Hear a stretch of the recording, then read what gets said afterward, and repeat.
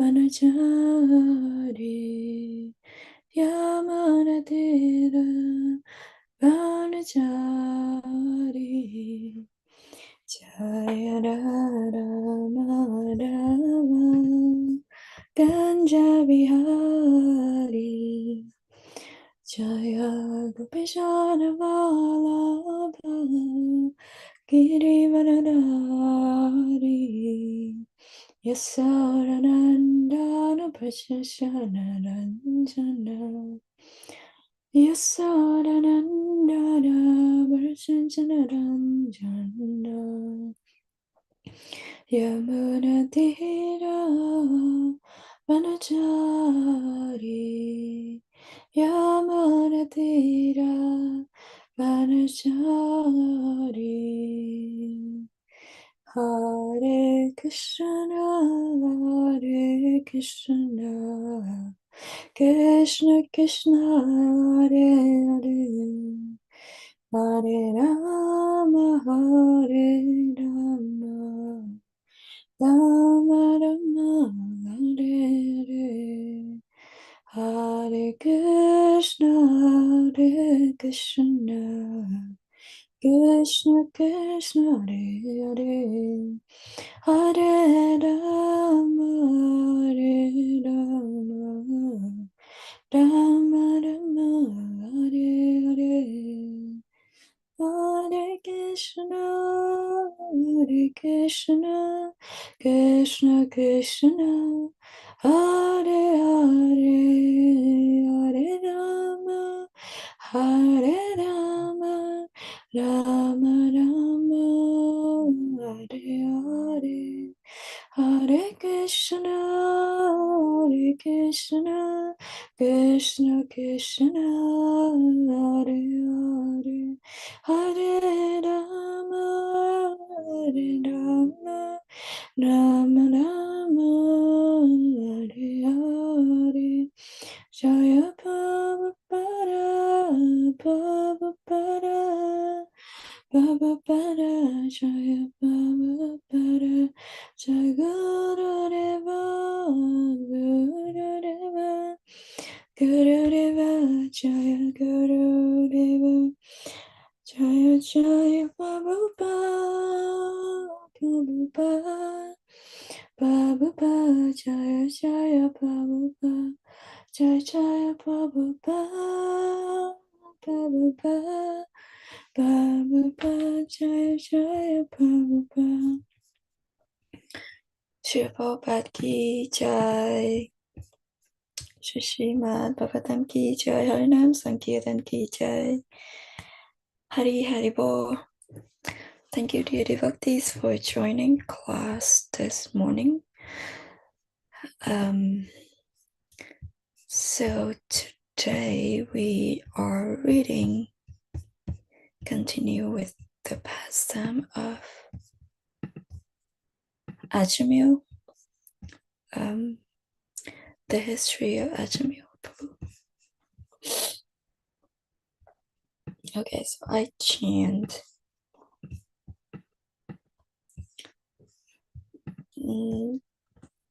the prayer to Srimad Bhagavatam.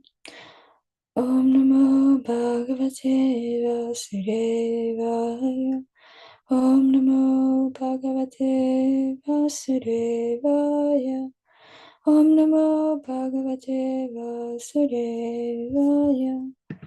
Narayanam Namakishnam Naram Shaiva Narottamam Devim Saraswatim Yasam Tato Jaya Mudiraye Nasta Praja Svapatrashu Nityam Bhagavata Sevaya Bhagavati Uttama Loke Bhakti Bhavati Naisaki.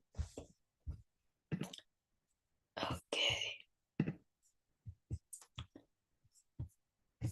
So I'm going, Nagari Krishna Prabhu, could I please able to share screen?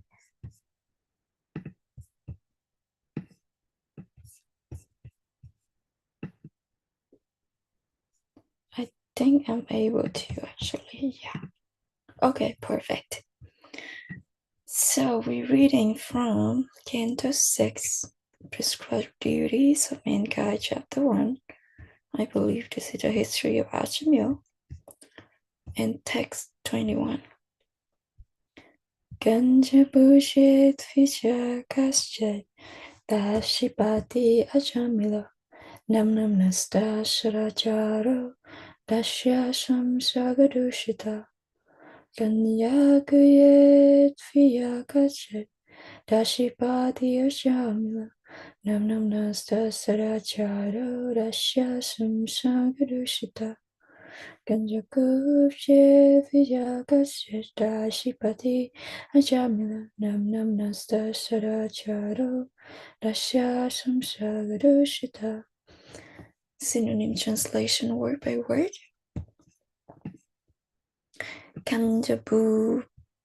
Kanjakupje.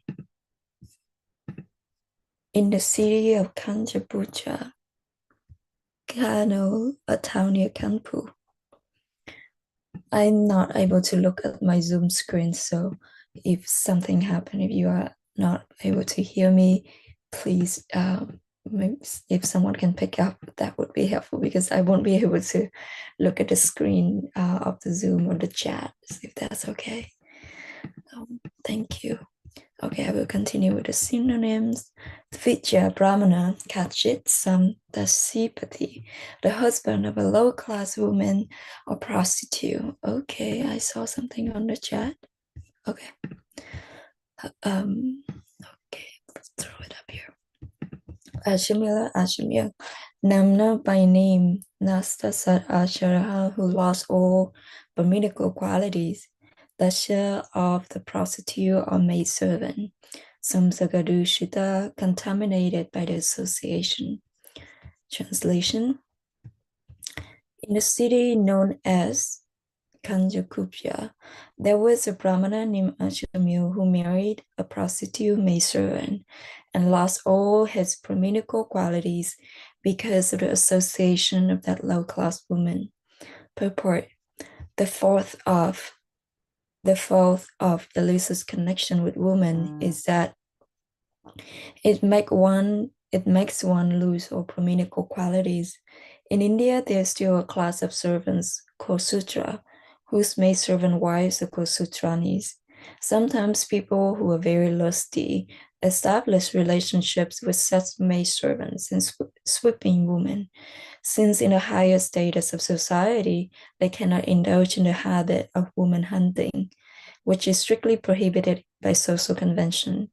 Ajamil, a qualified Brahmana youth, lost all his brahminical qualities because of his association with a prostitute, but he was ultimately saved because he had begun the process of bhakti yoga. Therefore, in the previous verse, Sukadeva Goswami spoke of the person who has only once surrendered himself at the lotus feet of the Lord, Mana Krishna Padaravindayo, or has just begun the Bhakti Yoga process. Bhakti Yoga begins with Shravanam Kirtanam Vishnu, hearing and chanting of Lord Vishnu's names, as in the Maha Mantra, Hare Krishna, Krishna Krishna, Hare Hare, Hare Rama, Rama Rama, Hare Hare. Chanting is the beginning of Bhakti Yoga. Therefore, Sri Chaitanya Mahaprabhu declares, Hare Nam, Hare Namaiva Kevalam, Kalo Nasti Eva, Nasti Eva Gati Anyata. In this age of quarrel and his hypocrisy, the only means of deliverance is chanting the holy name of the Lord. There's no other way, there's no other way, there's no other way. The process of chanting the holy name of the Lord is always superbly effective, but it is especially effective in this age of Kali. Its practical effectiveness will now be explained by Sukadeva Goswami through the history of Ajamil, who was freed from the hands of the Yamadutas simply because of chanting the holy name of Narayan. Parikshit Maharaj's original question was how to be freed from falling down into hell or into the hands of the Yamadutas. In reply, Shukadeva Goswami is citing this old historical example to convince Parikshit Maharaj of the potency of Bhakti Yoga, which begins simply with the chanting of the Lord's name. All the great authorities of Bhakti Yoga recommend the devotional process, beginning with the chanting of the holy name of Krishna. Tannam Rahana Dibi. Translation again. In a city known as Kanjabupya, there was a brahmana named Ajamil who married a prostitute maidservant and lost all his brahminical qualities because of the association of that low-class woman. Jai Hari Hari Bol, all glory to Shri Prabhupada. Dear devotees, please join me in prayer to the Parampara. So we will have, by Krishna's grace, hopefully a transformative class, so I can be of service for everyone and be of service for Guru and Krishna. Okay.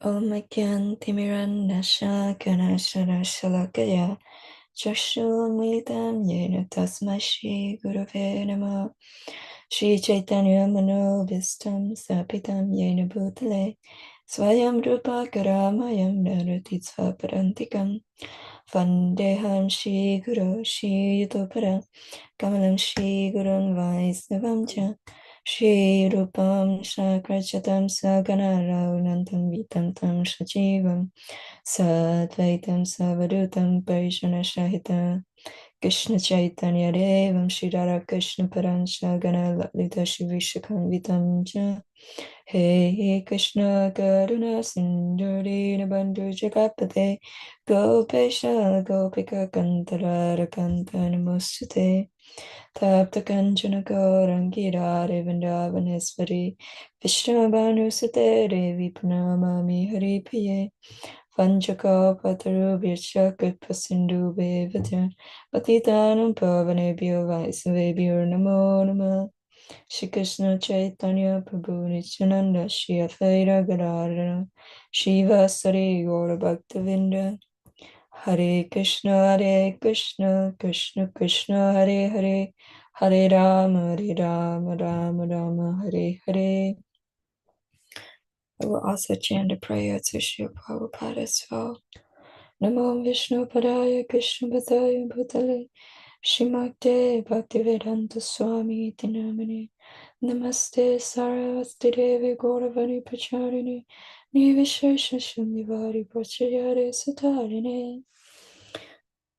Okay, so this is the beginning verse that when Sukadeva Goswami started to narrate about the pastime of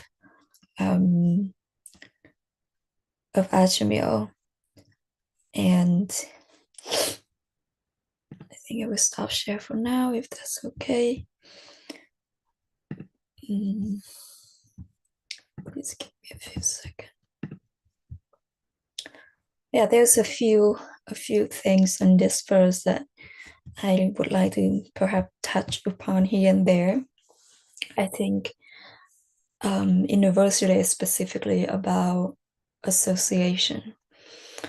And in the case of Ajamil, he was a Brahmana, but from what I remember, he wasn't a Bhakta. He didn't practice devotional service, if I remember correctly. If not, anyone please share. So by his association with, in this sense, in this way described as a low-class woman, and I cannot speak as in what that means in that context where Ajamil were present, but I can speak of association with people who are still very much into fruitive activity and even into mental speculation. But in my experience, I found that associating with people who are still engaging in fruitive action is very contaminating for the mind, in the sense that because they have no understanding of the difference between spirit and matter, and their whole life only solely based upon their relationship with the body. They have no understanding of spirit, of what is even underneath this body. So even this the basic knowledge that we learn in Bhakti, that we are not this body, we are spirit. So they don't even have that knowledge themselves. So all of their activities are just to create a in their experience and understanding, in their knowledge, to create a better life for themselves and enjoy this life. And I can share a personal example, I guess. Um, and also recently, Devamrita Swami, His Holiness Devamrita Swami, he mentioned this in a class, that when we associate with materialistic people, we very quickly pick up their mentality, especially if that they are rebellious toward God. It's very quickly destroy our devotional cripples if we are not strong, if we are not spiritually strong. And this spiritual strength is measured through our quality of our sadhana and our practices. So when we are not spiritually strong, it's very easy for us to get affected on a very subtle level that we may not even aware of at the beginning. And so yeah, like we pick up our desires. And I remember I think people say that I'm very like sensitive to energy, like highly sensitive. I remember when I'm doing counseling with my client, doing therapy with client one-on-one. And because being a role therapist, they would really reveal their heart and mind and everything to me. And usually after the section with them, um, I tend to just start think like them or act like them, or I mean not act like them, but like think like them, feel like them, perceive things through their eyes. It was very scary, and I was recognizing that, yeah, I just started to like for example in my client course, or if she has like, or they have a certain perspective about things in life and the way that they speak, I started to like speak just like them. and and then also I don't usually, I think it's really just Krishna protection, Guru's protection, in order for me to um continue in the devotional process. But it's very difficult, especially those intimate association. It doesn't mean that as devotee I cannot do that, because there's so many devotees who are in the same profession doing the same thing with people out there in the material world. But I feel like at this level of my Krishna consciousness is still very shaky for me. It's really hard. But this is one of the example from my personal experience, how association can really affect us. And so being out there in the material world working, it's really purifying, in a sense that unless we're strong spiritually, it's so easy to be swept away, because the material energy out there is very, very strong. And um, last weekend, I also went to Philadelphia to visit my sister, and we went to New York.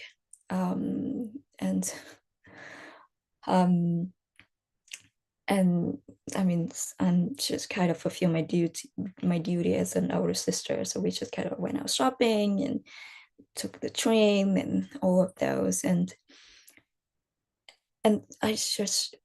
I just really, the energy in the city is just so hellish, really.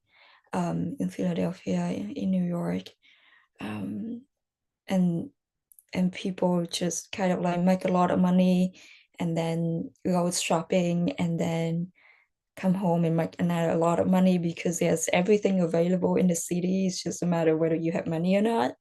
And then you think that you want all of those kind of beautiful things. Um, and then when I was with my sister,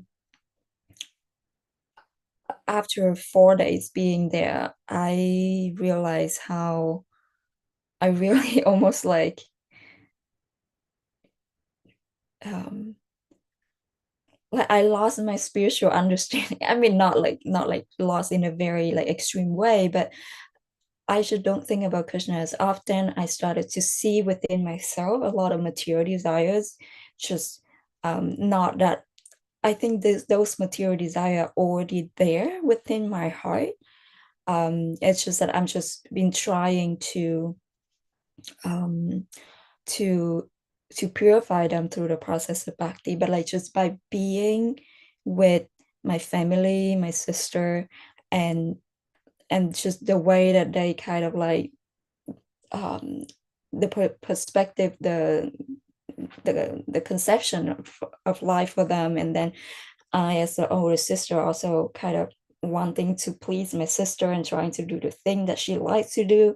So then I also very quickly pick up on the material desire, and I started to desire what she desired. And it was scary. It was scary for me to kind of see those things going on within my heart.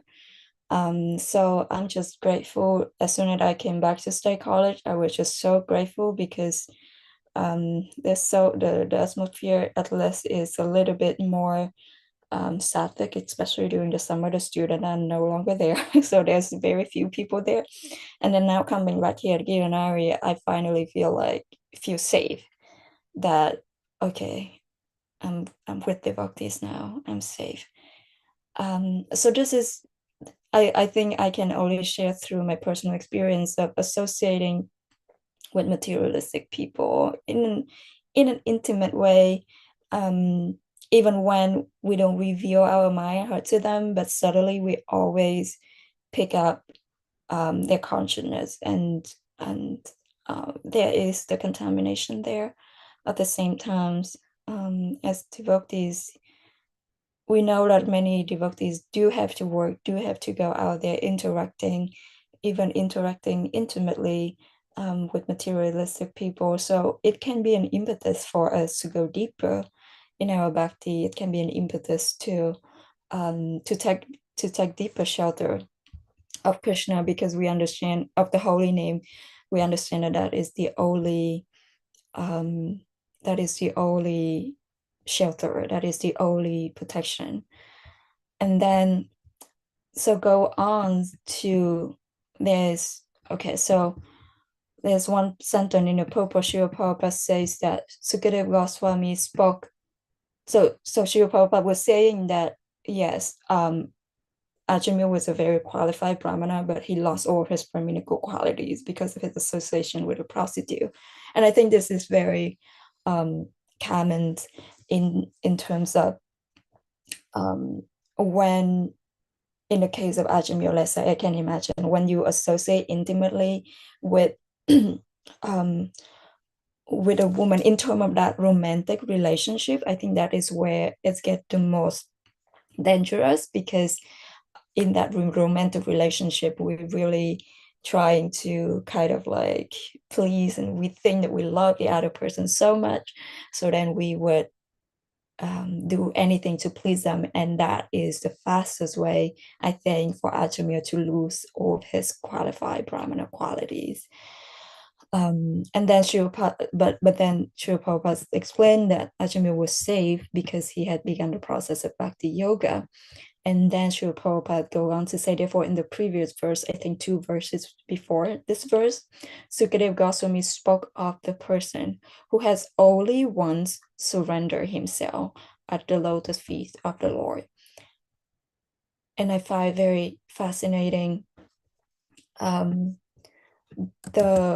Sanskrit quote that Srila Prabhupada quoted was Mana.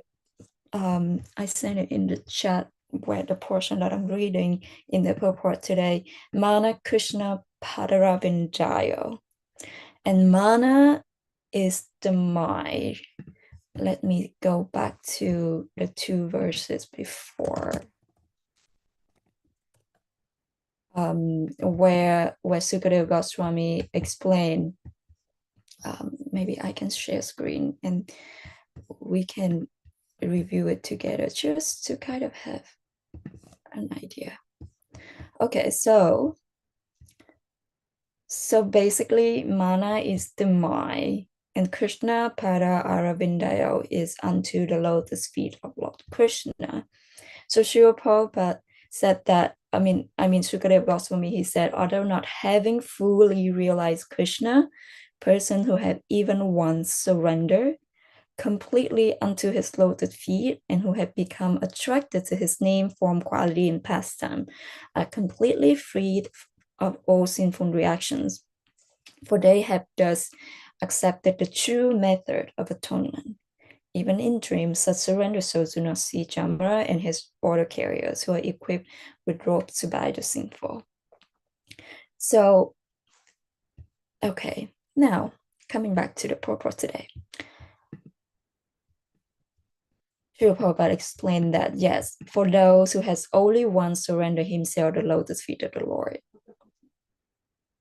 And then I started questioning, what does that mean to surrender at the lotus feet of the Lord only once? What does that mean? But then Srila Prabhupada explained immediately that Srila Prabhupada wrote that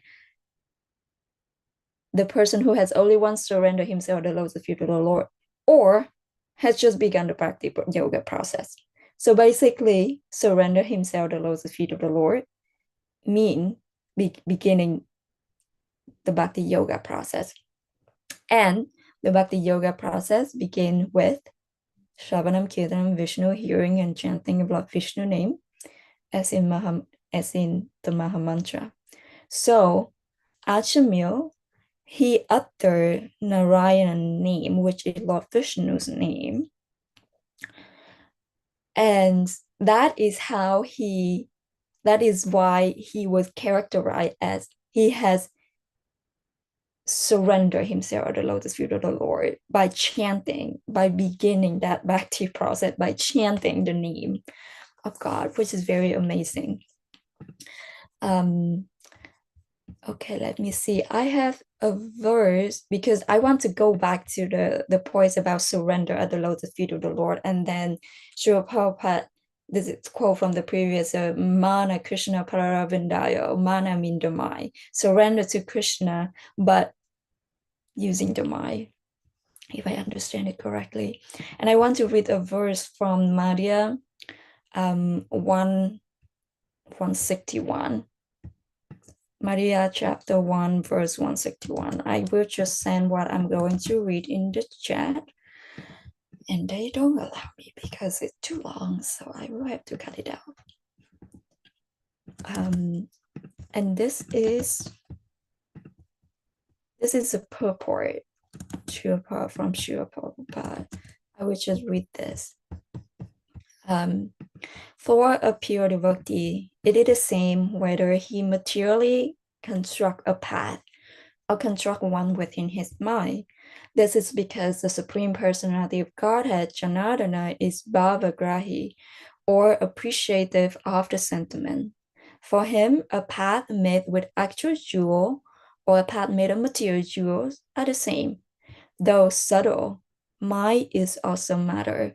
So any path, indeed, anything for the service of the Lord, whether in gross matter or in subtle matter, is accepted equally by the Supreme Personality of Godhead. Okay, this is the portion that I highlight because it's very important. Although subtle mind is also matter, So any path, indeed, anything for the service of the Lord, whether in gross matter or in subtle matter, is accepted equally by the Supreme Personality of Godhead. So basically, the action that we do with our hands, with our senses, that is in a gross level of matter, and Krishna accept that if we do that in offering to Krishna. At the same time, someone can also offer service to Krishna in subtle matter using the mind. And Srila Prabhupada goes on to say, the Lord accepts the attitude of his devotee and sees how much he is prepared to serve him. The devotee is at liberty to serve the Lord, either in gross matter or in subtle matter. The important point is that the service be in relation with the Supreme Personality of Godhead. The real ingredient is bhakti, devotion. Pure devotion is uncontaminated by the most material nature. Ahaituki apratihara, unconditional devotional service, cannot be checked by any material condition. This means that one does not have to be very rich to serve the Supreme Personality of Godhead. Even the poorest man can equally serve. This is a very, very important point. Even the poorest man can equally serve the Supreme Personality of Godhead if he has pure devotion. Okay. Another point is if he has pure devotion, if there is no ulterior motive, devotional service cannot be checked by any material condition. So I was contemplating the point about Mana Krishna Padaravindayo, surrender to Krishna. And I think about our movement, and Srila Prabhupada specifically used the word Krishna consciousness. So yeah, I think there's the external activities that we do to render service to the Lord, but as the verse also quote, the attitude is more so important than devotion.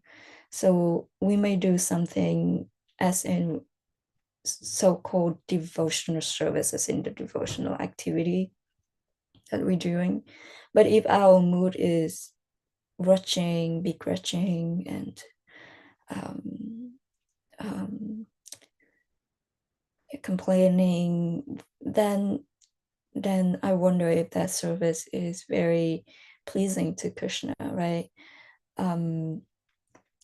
So the consciousness is where it matters most, which is why our movement is Krishna consciousness, not and devotional service is manifestation of that consciousness. So I think sometimes devotee may kind of measure or compare other devotee. I say it because I do it myself. I can only speak for myself based on the external activity that, oh, are you doing this service? Are you doing that? Based on external activity, but it's like, oh, you are not doing as many services that I am doing in terms of as many activities, external activities that I'm doing, so you're doing less than I'm doing, kind of that comparison, that elements of the material mind, because only the material mind likes to compare these things. In the absolute platform, there's no duality. In the absolute platform,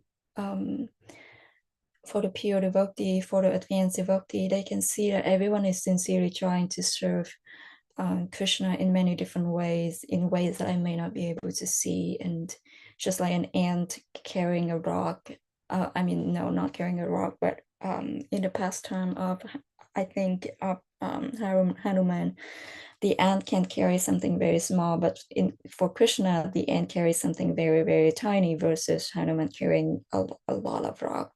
For Krishna, it's the same. So So yeah, in that absolute platform, there is no comparison to Krishna, the devotion, the effort to try to engage in devotional service in many different forms. For him, that's pleasing. Okay, let's see what else in this verse today. I think that's one another thing. And I think for the rest of the verse is the glories of bhakti yoga process, the glories of the holy name. And I'm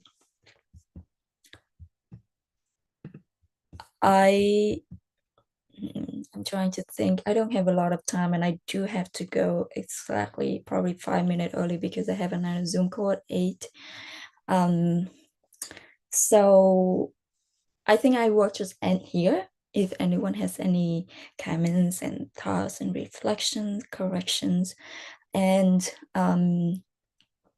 if we have some more time, maybe I can share a little bit more about the glories of the holy names and Lord Chaitanya Mercy. There's just a very nectar verse that I like to read for everyone.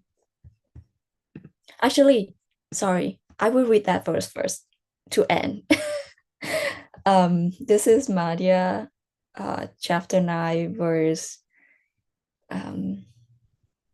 Wait a minute. Okay, give me a second. Let me see if I got the right verse. Oh, yeah, no, this is Madhya, chapter 6, or 255. To conclude, since this verse somewhat also about surrender. Okay, I send what I'm going to read in the chat so everyone can also follow. So this were in the posture of Prabhupada, right? At the conclusion of the Bhagavad Gita, Lord Krishna advised complete surrender unto him, promising all protection to his devotees. Unfortunately, people are so fallen that they cannot accept the instructions of Lord Krishna. Therefore, Krishna returned with the same mission, but he executed it in a different way. As Lord Krishna, the Supreme Personality of Godhead, he ordered us to surrender unto himself. But as Lord Sri Chaitanya Mahaprabhu, he taught us how to surrender to Krishna. Therefore, he is praised by the Goswami. Namo Mahavaranjaya Krishna Prema Padayate. Lord Krishna is certainly the personality of Godhead, but he is not as magnanimous as Sri Chaitanya Mahaprabhu. Lord Krishna simply gave orders for one to become his devotee, Manmana Bhava Bhakta. But Sri Chaitanya Mahaprabhu actually taught the process of Krishna consciousness. If one wants to become a devotee of Krishna, he must first take shelter of the lotus feet of Sri Chaitanya Mahaprabhu, following in the footsteps of Sarvabhauma Bhattacharya and other exalted devotees. So that's the point that Lord Krishna, he in the Bhagavad Gita, he instructed to surrender to him and he will protect us. But Lord Chaitanya Mahaprabhu, he even more magnanimous. He come to teach us the process how to surrender to Krishna through the Harinam Sankirtan movement. And the instruction of Lord Chaitanya Mahaprabhu is explained in the 8 verses of the Shikshaktakam. And really just about the glories of the holy name. But I will end here. If we have time, we can kind of like talk a little bit more on that because it's a very nourishing topic to realize the great treasure that we have, the holy name that we have in this age of Kali Yuga. And it's how much mercy do we get having Nam Pupu. Okay, I will officially stop here. And if anyone has any questions and comments, reflections, please share your way.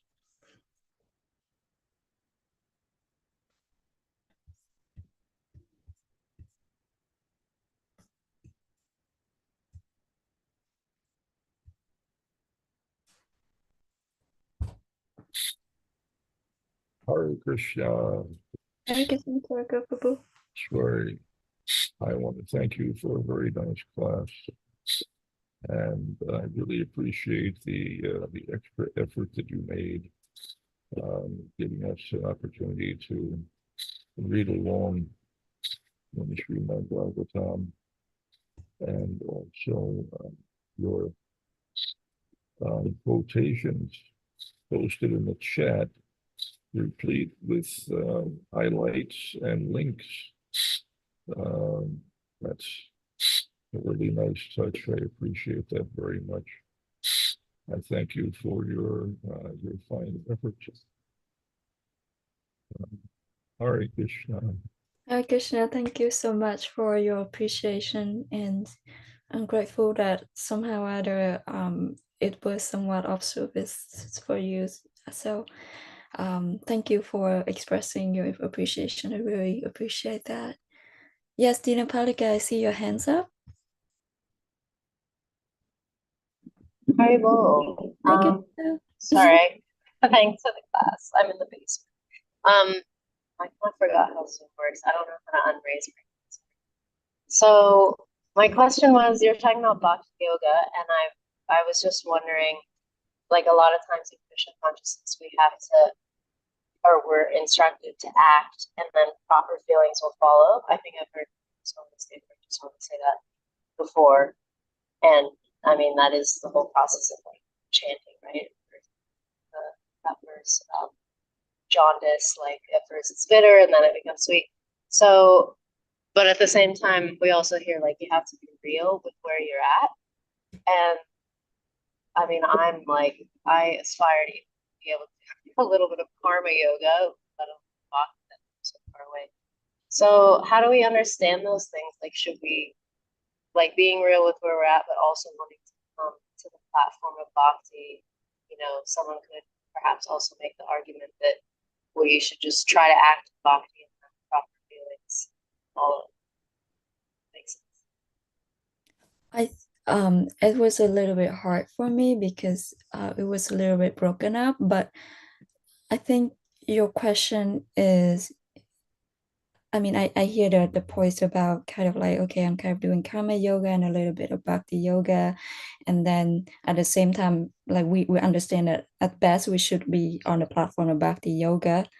But at the same time, this is where we are, and we also need to be honest with ourselves. So kind of like um, how to kind of navigate with that, whether we should just be honest with where we are versus be trying to aspire for the highest goal. Is that the correct understanding? Yeah. Okay. Yeah. Okay, so this is a very, very, very nice question. Thank you so much for asking, because I did ask this question as well last week with Krishna Mai and Srila Prabhupada. And the way that they explained that to me were on the absolute platform. Karma yoga and bhakti yoga are the same because we are trying to come to Krishna, but it's just different levels of advancement. So just like, so this is an example that Srila Prabhupada made for me, which make a lot of sense to me. That let's say Krishna is the father, and he has two. One is kind of like a toddler. Let's say that's karma yoga. Let's say that's where I am, and then there's another who is kind of like a teenager or an adult who is at the platform bhakti yoga. So it's unrealistic to expect a toddler to act like a teenager or an adult because it's just where they at. It's not realistic to expect that, right? But in Krishna's eyes, he's the father. He loves the toddler just as much as the adult. He doesn't discriminate, and gradually the toddler gonna grow um, and become the teenager, become the adult, and with the toddler, maybe the father may not be able to expect so much from from the toddler, because the toddler can only do a few like tiny things, and maybe give the father the thing that the father may not even want, like, Papa, I want to draw this. I draw it for myself, but I want to give it as a gift for you. But the father still appreciate it, because he understands that this is where the toddler is, right? Like, he's just still love the toddler. Versus the teenager, the adult, there's a little bit more expectations of reciprocation of love, and it's just a natural process. As and I think it's it's important that we know where we at, because but then at the same time we can always aspire to go deeper and to grow more, to progress more. It's not like, I think the fear is usually that if I accept where I am at, then I'm gonna be complacent. I'm not gonna just try even more. But no, it's not true, because if we actually being real with ourselves and knowing where we are at, we know how far away we are from the goal, and we know how badly we want to reach to the goal, which is to be able to receive with Krishna love, because he always there with us. Even when we didn't even remember him, he constantly trying to get us back. He um his I mean, I think I can this is it can be a little bit tricky to say, but Krishna love for us is unalloyed, uninterrupted, and and purely devotional. Our responsibility is to learn how to reciprocate with that love that overflowing to us without us even knowing. And because Krishna is always there with us, and he fulfill our desire. He doesn't think that, oh, this soul is trying to get away and enjoy separately from me, even trying to become me. He doesn't he let the soul fulfill their own desire. He doesn't interfere. But when he see that the sincere soul want to come back to him, he's the best like person. Like, he forgive. He doesn't take grudges. He just welcome us back, and he just gonna make the arrangement for us to continue to go back to the past. So it's really just our desire that matters. And if we try to be somewhere that we are not, and believe that we are at that platform, then we don't actually grow, because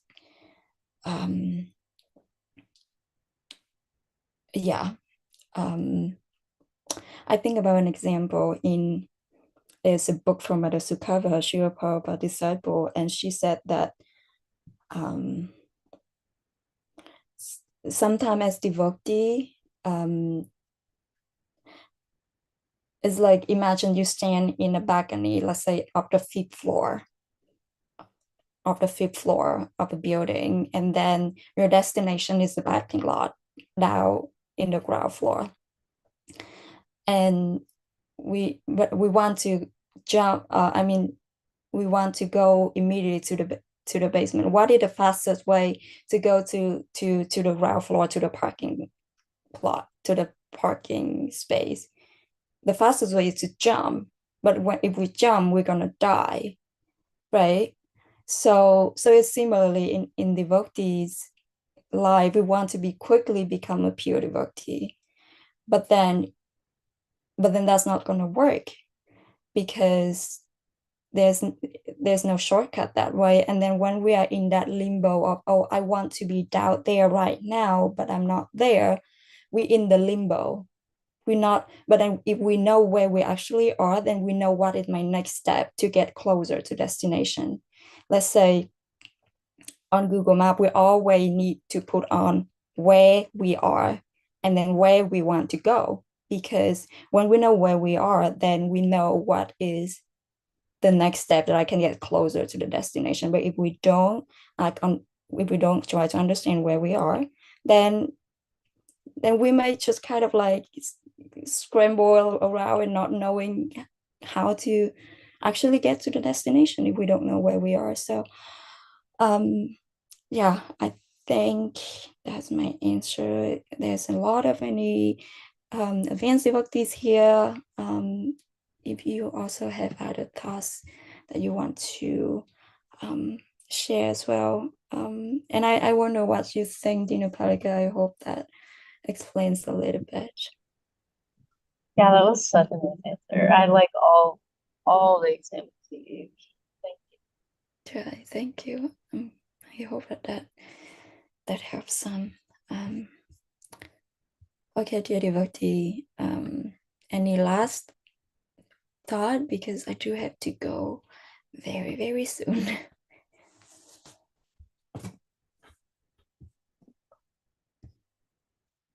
Hi, Krishna. Good morning, Parameshri, Devi Dasi. What a wonderful, wonderful class. Thank you for all the references and the purports. Thank you for your vulnerability and sharing about when you visited with your sister and going to the city and just being exposed like to so much negative energy and the effects. And what my question was is because you also shared about, you're coming out and you're becoming a therapist and you have to do clinicals. I mean, you're going to have to see patients. I know this from my own profession. You're going to have to. And so I'm wondering when we are still toddlers, when we are still, very new and are creepers, how do we protect them? What strategies are you coming up with now? Because there are going to be points when you have to be exposed to protect that creeper, to put a hedge around yourself of Krishna consciousness, I guess. So if you could just talk a little bit about that, I would really appreciate it. And also just a shout out to Dina Palika. It's so nice to see her here. He is here. Haribo. Gita Nagari. Haribo. Yes. Thank you so much, Madhulila Kishore, for your empathize and understanding and compassion, and also for your wonderful question, because this is absolutely the question that I am still wrestling with. In the past, there's also clinical kind of ways to there are different ways that I do with it. But one time I asked another devotee who also in this field, and she said that it's very important that I'm spiritually strong.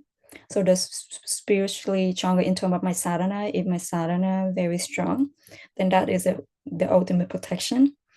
And there's also like physical and emotionally strong as well. Like I have to make sure that I don't get burned out, physically and emotionally stable, because when physically and emotionally not stable, then it's also easier to be affected by others' energy. So that's kind of the one way. As of now, I changed my direction a little bit. I decided that I need to work with children because I know how affected I am with my energy. So as of now, aware of my struggle, aware of my my tendency in terms of like working with these clients, I realized that I need to work with children. So that's kind of my shift right now. But I don't know, like some people may not have that much of flexibility to change their profession. So a devotee also recommended me to chant the Nishimadev Kavacha mantra every day. That definitely give a lot of protection. And there's many other kind of ritual thing that my supervisor advised me to do. But since we practice spiritual practices, is I think we are much more sensitive to the people energy than ordinary people. So sometimes I use essential oil as well. So it's just a lot of like combination of many different things. Yeah, I think that's all I can share for now. For me, I just have to kind of be mindful again about where I am at and how what I can handle, how much I can handle. So now I'm just going to be with children, kindergarten children. So yeah, because they still somewhat innocent, their energy. So yeah, okay, I do need to go, dear devotees. I'm so sorry I have to go so abruptly, but thank you so much for being here, and thank you for joining in class today. All glory to Shiva Prabhupada, all glory to the assembled devotees. Hari Hari Bo. Panchakalpa Dhurubhya Kripasinuvya Vijapatanam Bhavanebhyo Vaishnavebhyo Namo Namah. Hare Krishna. Thank you. Hare Krishna.